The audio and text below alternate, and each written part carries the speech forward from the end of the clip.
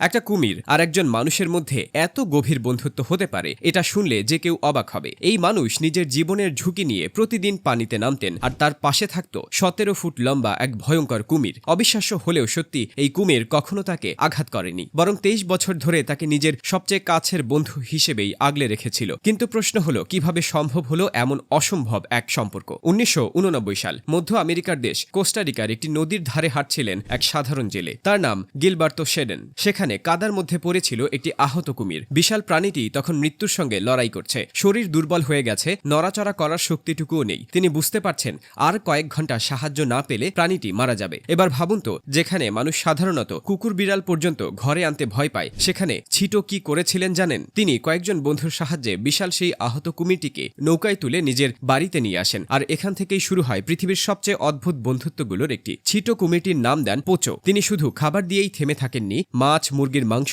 এমনকি কখনো কখনো দুধ খাইয়ে নিজের সন্তানের মতো যত্ন করতে থাকেন। পরে তিনি এক সাক্ষাৎকারে বলেছিলেন, আমি শুধু তাকে খাবার দিইনি, তাকে ভালোবাসাও দিয়েছি, কারণ আমি বুঝেছিলাম বাঁচতে হলে তার শুধু খাবার নয়, ভালোবাসাও দরকার। শুনতে সিনেমার গল্পের মতো লাগলেও ঘটনাগুলো সত্যি। ধীরে ধীরে পোচো সুস্থ হতে শুরু করে, কিন্তু এখানেই আসে সবচেয়ে অবিশ্বাস্য অংশ। ৬ মাসের যত্নের পর ছিটো সিদ্ধান্ত নেন এবার কুমিরটিকে প্রকৃতিতে ফিরিয়ে দেওয়া উচিত। তাই তিনি পোচোকে নদীতে ছেড়ে দেন। কিন্তু পরদিন সকালে এমন কিছু ঘটল যা দেখে তিনি হতবাক হয়ে যান। পোচো আবার ফিরে এসেছে। হ্যাঁ, বিশাল সেই কুমিরটি নদী পেরিয়ে আবার ছিটোর বাড়ির সামনে এসে হাজির হয়েছিল, যেন সে বুঝিয়ে দিতে চেয়েছিল এই মানুষটাই এখন আমার পরিবার। এই ঘটনার পর ছিটো আর তাকে দূরে সরিয়ে রাখতে পারেননি। দিন যেতে থাকে, ছোট্ট আহত কুমিরটি ধীরে ধীরে প্রায় ১৭ ফুট লম্বা এক বিশাল আমেরিকান কুমিরে পরিণত হয়। ওজন ছিল প্রায় ৪৫০ কেজির কাছাকাছি। ভাবতে পারেন, পৃথিবীর সবচেয়ে বিপজ্জনক শিকারীদের একটির সঙ্গে একজন মানুষ খেলছেন, হাসছেন, এমনকি তার মুখের ভেতর হাতও দিচ্ছেন। আর সবচেয়ে ভয়ঙ্কর বিষয় হলো, পোচো কখনো তাকে আক্রমণ করেনি। এই দৃশ্য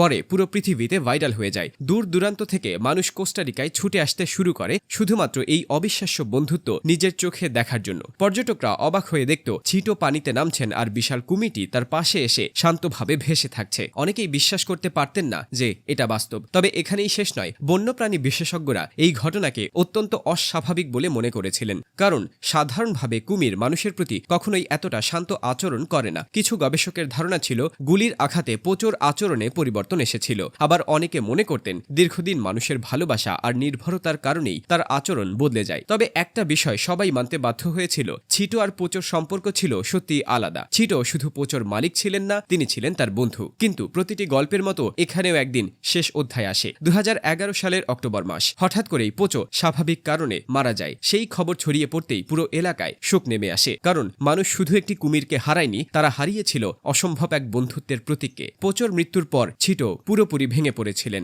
শেষ বিদায়ের দিন তিনি নিজের বন্ধুর মৃতদেহের পাশে দাঁড়িয়ে গান গেয়েছিলেন। হাজারো মানুষ সেই দৃশ্য দেখে আবেগে কেঁদে ফেলেছিল। তবুও পৃথিবীর ইতিহাসে ছিটো আর পোচোর নাম চিরকাল থেকে যাবে, কারণ তারা প্রমাণ করে দিয়েছিল কখনো কখনো সবচেয়ে ভয়ঙ্কর প্রাণীর হৃদয়েও বন্ধুত্বের জায়গা তৈরি হতে পারে।